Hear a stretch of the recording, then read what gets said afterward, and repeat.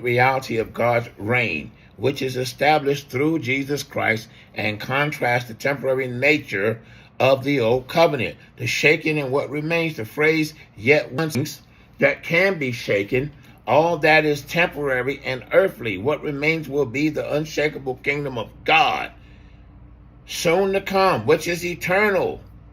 That's why hell is eternal. That's why punishment is eternal, because God is eternal. An invitation to an unshakable kingdom. Believers are told that they have received a kingdom that cannot be shaken. This is a gift from God, not a temporary earthly system. A call to worship. Because for our God is a consuming fire. This refers to God's powerful, holy, and purifying. God saved you, choose not to stay in him. Jesus said, continue. The more profound change, indicating that even the heavens will be shaken to remove the temporary things so that the eternal things may remain. Matthew 24, 6-8.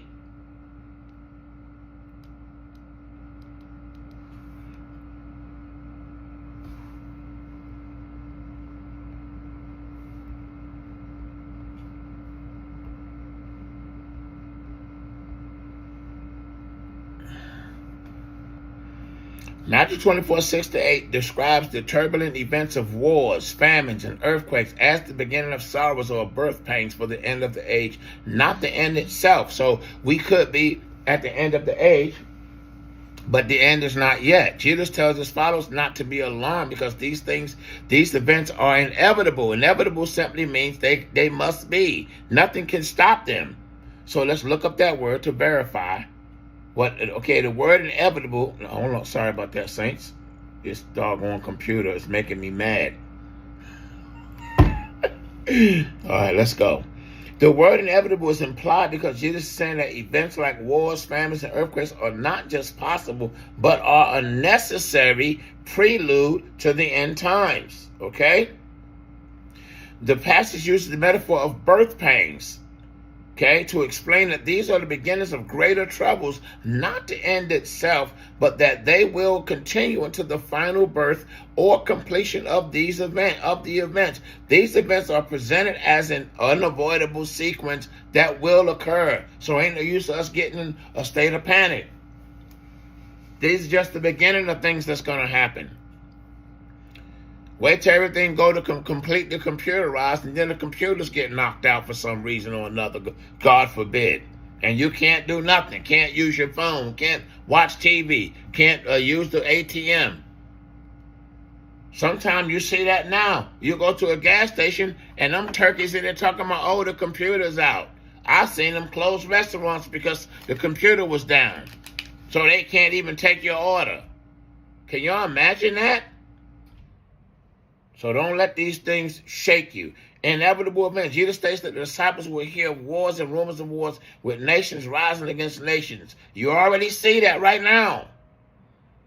He also prophesies famines and earthquakes in various places. That's what it means by diverse places. You're seeing that now. Thank God ain't nothing hit hard here yet. The passage presents these events as certain occurrences. These things must come to pass. In some translations, that's what it reads. The beginning of sorrows, the key concept is that these events are not the final conclusion. The Greek word for sorrows, odion, is associated with labor or birth pains, what a woman goes through when the baby's chicken and ready to come up out of there. Just as labor pains intensify, these events mark the beginning of a series of intensifying troubles leading to a greater culmination of the final act, or acts per se. The implication is that these events will continue and worsen, saints, but they are necessary. They are a necessary part of a larger predetermined timeline. Okay? That's what that word means, inevitable. So these events are inevitable and part of a larger divine timeline, but they are only the first signs leading up to the final end. Wars, famines, earthquakes. These are signs of social and natural catastrophes that will occur globally, but not in every place simultaneously. Okay? People will be hearing of these events in various places, like the world is hearing about our government shutdown. While you may have an earthquake over here and a flood over there and a typhoon over there, things are going to just be happening. And you can't say that we didn't tell you. The prophetesses, the pastors, the preachers, the teachers, the bishops, that's what we're supposed to be telling people. Okay? The Greek word for sorrows can also mean labor pains. The idea is that these events are like the escalating pains a woman experiences before childbirth. They increase in intensity and frequency, but they are not the final moment. The final moment is when the water breaks and the baby proceeds out of the womb. Not the end. Jesus explicitly states that while these things must happen, the end is still to come. These events will be followed by many other signs, such as false prophets. You're seeing that now. And increased lawlessness. You're seeing that now. They got all kinds of signs on this hotel, y'all. Even the cops got a sign. Lock your doors on your vehicle. If we ain't responsible for things that get stolen.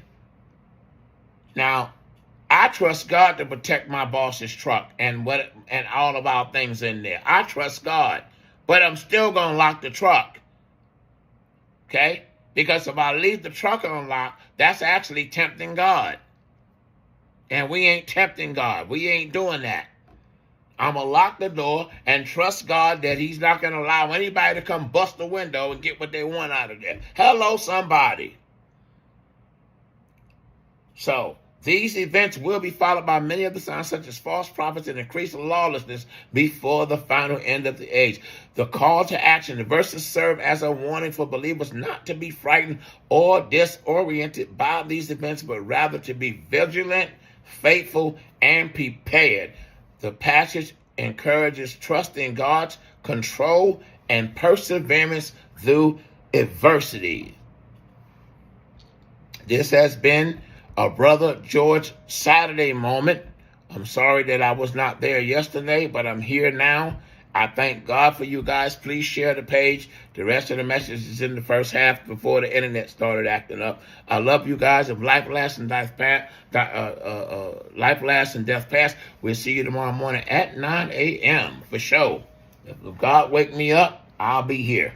Okay? I'll try to make sure this internet is good. If not, then it won't happen, I ain't going to fight with this thing too hard tomorrow. I'm just going to make sure I'm completely connected tomorrow, okay? Thank you guys for coming on. Thank you, Princess. I know you're not here right now, but thank you for coming on. I love you. And all my brothers and sisters, have a blessed day. Please share the page, and that's all I need you to do. Share the page and pray for me. Keep me in prayer while I'm out here on my grind, doing my work, taking care of my wife and myself and a few others, okay? Y'all have a blessed day. Bye.